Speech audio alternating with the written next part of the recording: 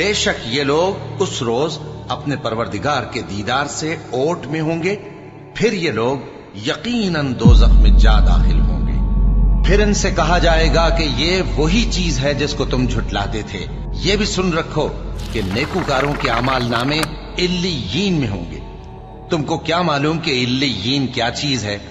ایک دفتر ہے لکھا ہوا جس کے پاس مقرب فرشتے حاضر ہوتی ہیں۔ بے شک نیک لوگ نعمتوں میں ہوں گے، تختوں پر بیٹھے ہوئے نظارے کریں گے، تم ان کے چہروں ہی سے نعمت کی تازگی معلوم کر لو گے۔ ان کو شراب خالص سر بمہر پلائی جائے گی جس کی مہر مشک کی ہوگی۔ تو نعمتوں کے لیے ریس کرنے والوں کو چاہیے کہ اسی کی ریس کریں، اور اس میں آب تسنیم کی آمیزش ہوگی۔ وہ ایک چشمہ ہے جس میں سے اللہ کے مقرب پیئیں گے۔ جو گناہگار یعنی کفار ہیں وہ دنیا میں مومنوں سے